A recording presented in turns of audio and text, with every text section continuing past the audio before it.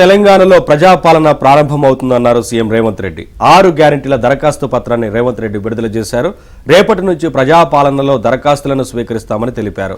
8 పని దినాల్లో గ్రామ సభల ద్వారా దరఖాస్తులను స్వీకరిస్తామని వెల్లడించారు. ప్రతి గ్రామంలోకి ప్రభుత్వం వస్తుందని తెలిపారు. గత ప్రభుత్వం ఖజానా ఖాళీ చేసి వెళ్లిందని రేవంత్ రెడ్డి విమర్శించారు.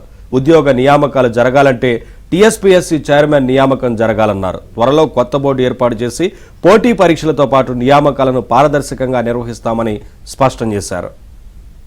అభయహస్తం 6 గ్యారెంటీలు అత్యంత ప్రతిష్టాత్మకంగా ప్రభుత్వం భావిస్తున్న ఈ కార్యక్రమాన్ని డిసెంబర్ 28 నుండి జనవరి 6 తారీఖు వరకు 8 పని దినాలలో గ్రామ సభలు ఏర్పాటు చేయడం ద్వారా ఈ అప్లికేషన్లు ముందే గ్రామాలకు పంపించి ప్రజలకు అందుబాటులో పెట్టి ప్రజలు ఇందులో అడిగిన సమాచారాన్ని సేకరించి ప్రభుత్వం ఈ గొప్ప కార్యక్రమాన్ని తీసుకున్నది. నిస్సహాయులకు సహాయం అందించడమే మా ప్రభుత్వం యొక్క లక్షణం. పరిపాలన ప్రజల దగ్గరికి చేరకపోవడం వల్ల తీవ్రమైన ఇబ్బందులను ప్రజలు ఎదుర్కొంటున్నారు. ఆ ఇబ్బందులు ఎంతగా పేరుకపోయినాయని అంటే ప్రభుత్వాలు మోయలేనంత భారంగా మారినాయి. వారంలో 2 రోజులు ప్రజావాణి కార్యక్రమాలు తీసుకుంటే దాదాపుగా 24,000 పైచిలకు అప్లికేషన్లు వచ్చినాయి. అందుకే నేను సహచర మంత్రులందరితో మాట్లాడినప్పుడు ప్రజల్ని ప్రభుత్వం దగ్గరికి రప్పించుకోవడం కాదు, ప్రభుత్వమే ప్రజల దగ్గరికి వెళ్ళడం ద్వారా ప్రజలకు న్యాయం జరుగుతుంది. వీళ్ళందరూ కూడా గ్రామ సభల ద్వారా ప్రజల దగ్గరికి వెళ్ళినప్పుడు ప్రభుత్వమే ప్రజల దగ్గరకు వచ్చిందన్న భావన కలిగి ఈ ప్రభుత్వం మీద విశ్వాసం కలుగుతుంది. ఈ ప్రభుత్వం మా ప్రభుత్వం, ఈ ప్రభుత్వం ప్రజల ప్రభుత్వం, ఈ ప్రభుత్వం ప్రజల సమస్యల్ని పరిష్కరిస్తుందన్న విశ్వాసం ప్రజలల్లో నెలకొంటుంది. 500 రూపాయలకు సిలిండర్ కావాలి అని ఈ కార్యక్రమంలో ఒక 50 లక్షల అప్లికేషన్లు వచ్చినాయి అనుకోండి. అప్పుడు మాకు ఒక లెక్క తెలుస్తుంది, మేము 20 లక్షలు ఇచ్చినామా, మేము 30 లక్షలు ఇచ్చినామా, మేము 50 లక్షలు ఇవ్వగలిగినామా. ఇట్లా ప్రతి సంక్షేమ పథకానికి ప్రజలు అర్హులు దరఖాస్తు పెట్టుకున్నప్పుడు అందులో ఎన్ని పరిష్కరించినా మాకు తెలిస్తే ఇంకెన్ని పరిష్కరించాల్సిన అవసరం ఉందో మా బాధ్యత మేము గుర్తు చేసుకోవడానికి అవకాశం ఉంటుంది. మండలాల వారీగా ప్రతి మండలాన్ని 2 గ్రూపులుగా విడగొట్టి ఒక గ్రూప్కి ఎంఆర్ఓ గారు, ఇంకొక గ్రూప్కి ఎంపీటీఓ గారు బాధ్యత వహిస్తారు. అదేవిధంగా ప్రతి అధికారి రోజుకు 2 గ్రామాలను సందర్శిస్తాడు. ఉదయం 8 గంటల నుంచి 12 గంటల వరకు ఒక గ్రామంలో గ్రామ సభ జరిగితే మధ్యాహ్నం 2 గంటల నుంచి 6 గంటల వరకు ఇంకొక గ్రామంలో గ్రామ సభ జరుగుతుంది.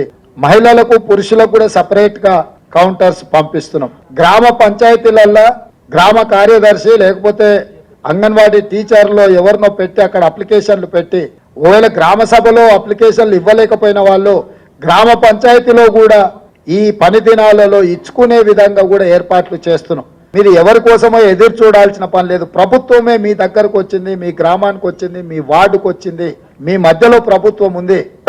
ఈ ప్రభుత్వం మీది, మీకోసమే ఏర్పడ్డ ప్రభుత్వం. మీరు మంత్రులతోని ముఖ్యమంత్రులతోని కూర్చోగలుగుతారని మీరైతే భావించినరో లేదో కానీ ప్రజాప్రతినిధులుగా మేమే ఈ లోపలికి రాలేక పోలీసులు అడ్డుకుంటే అట్నుంచి అటే వెళ్ళిపోయినాం. మేము ఉన్న వాస్తవాలు అక్కడ బయట పెట్టినాం. మా ఆర్థిక మంత్రి గారు, మా ఉప ముఖ్యమంత్రి గారు వాస్తవాలను అక్కడ టేబుల్ చేసి మీరు ఏమేం చెప్తారో చెప్పండి అని చెప్పి రోజంతా సమయం ఇచ్చినాం. అక్కడ చెప్పాల్సింది చెప్పకుండా ఇంటికాడికి పోయి మళ్ళీ ఏదో కొత్త దుకాణం తెరిచాను. నిన్నటి వరకు మీరు మంత్రులు చేసిన వాళ్ళు మీ దగ్గరనే ఉన్నారు కదా, ఓడినా గెలిచినా వాళ్ళనే షాడో మినిస్టర్స్గా పనిచేయమని మంచిదే కదా. ఇన్ని రోజులు పని చేయలేదు, ఒళ్ళొంచలేదు, ఇప్పుడన్నా ఒళ్ళొంచ పని చేయండి. షాడో మినిస్టర్ ఉంటే తప్పేముంది. కల్తీ కళ్ళు ప్రభావం కొంచెం ఎక్కువ ఉంటుంది. మత్తు కళ్ళు అంటారు కదా, మందుకళ్ళు రాయనోడు సడన్ గా మందుకళ్ళు దొరకకపోతే ఆ పిచ్చి పిచ్చి చేష్టల్ని తట్టుకోవడానికి కుటుంబ సభ్యులే మంచాన్ని కట్టేస్తారు తాళ్ళు పెట్టి. అధికారం పోయిన విడ్రాయల్ సిమ్టమ్స్ తోని కేటీఆర్ అట్లా మాట్లాడుతుండు. కొంతకాలం అతన్ని తాళ్ళు పెట్టి మంచాన్ని కట్టాల్సిన పరిస్థితి ఉంటుంది. పబ్లిక్ సర్వీస్ కమిషన్ కు చైర్మన్ ఉండాలి. చైర్మన్ లేకుండా ఈ ప్రక్రియ ఏది జరగదు. కొత్తగా చైర్మన్ సభ్యులను నియమించుకొని పారదర్శకంగా నిర్దిష్టంగా నియామకాలు జరుగుతాయి. ఏ గందరగోళ పడాల్సిన అవసరం లేదు, ఏ విద్యార్థులు ఆందోళన చెందాల్సిన అవసరం లేదు. అవసరం తిరిగే లోపల 2 లక్షల ప్రభుత్వ ఉద్యోగ ఖాళీలను భర్తీ చేస్తాము. మనం ఎక్కడి నుంచి మొదలు పెడుతున్నాం, వెనకటికి పెద్దోళ్ళు చెప్పి రేట్లు వేసినా లెక్క పెట్టేయమని. సో ఈ కేసీఆర్ ఎవరికేమి ఇచ్చిండో ఎక్కడ ఏముందో కూడా చెప్పని పరిస్థితి ఉన్నందుకే ఈరోజు శ్వేతపత్రం విడుదల చేసినాము. శ్వేతపత్రం విడుదల ద్వారా 6,71,00,000 పైచీలకు కేసీఆర్ అప్పు చేసి మనల్ని నిండా ముంచి ప్రభుత్వం వదిలేసి అందరు కలిసి పరారైపోయినరు.